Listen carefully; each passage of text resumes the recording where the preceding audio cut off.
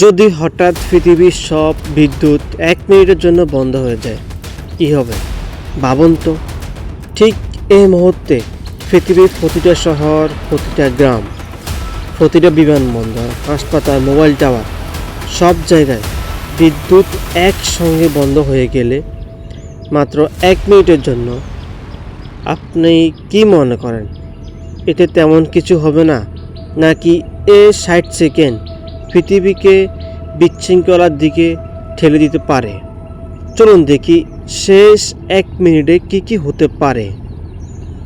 হাজার হাজার বাড়ি আলো নিভে যাবে, টিভি, কম্পিউটার, ইন্টারনেট, রাউটার বন্ধ হয়ে যাবে, লিফট যেখানে আছে সেখানে থেমে যাবে, অনেক মানুষ মুহূর্তে অন্ধকারে আটকে পড়বে, রাস্তার ট্রাফিক সিগন্যাল বন্ধ হয়ে যেতে পারে, চালকরা বিভ্রান্ত হবে, কিছু জায়গায় ছোটোখাটো দুর্ঘটনা ঘটতে পারে, মোবাইল টাওয়ার ব্যাটারিতে চললেও কিছু নেটওয়ার্ক সামরিক সমস্যা দেখা দিতে পারে, হাসপাতালগুলো সঙ্গে সঙ্গে জরুরি জেনারেটরে চলে যাওয়ার চেষ্টা করবে, বেশিরভাগ বড় হাসপাতালে ব্যাকআপ পাওয়ার ব্যবহার করে, তবে বদলানোর সময় কিছু যন্ত্রে সামরিক প্রভাব পড়তে পারে, বন্দর বিমানগুলো আকাশ থেকে পড়ে যাবে।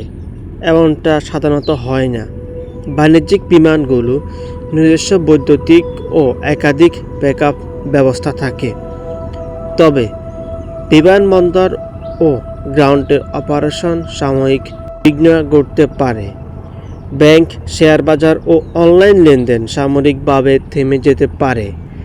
বড় ডেটা সেন্টারগুলোতে সাধারণত আইপিএস ও জেনারেটর দিয়ে চলতে থাকে, তাই অনেক গুরুত্বপূর্ণ অনলাইন সেবা চালু থাকতে পারে। 1 মিনিট শেষ, বিদ্যুৎ ফিরে এলো। সব কিছু কি সঙ্গে সঙ্গে স্বাভাবিক নাও হতে পারে।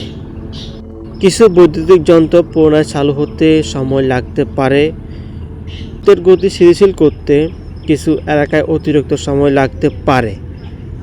মাত্র 60 সেকেন্ডের লোডশেডিং আমাদের বুঝিয়ে দেয় আধুনিক সভ্যতা বিদ্যুতের উপর কতটা নির্ভরশীল। তবে বাস্তব পৃথিবীতে সব জায়গায় বিদ্যুৎ এক মুহূর্তে একসঙ্গে বন্ধ হওয়ার সম্ভাবনা অন্তত কম।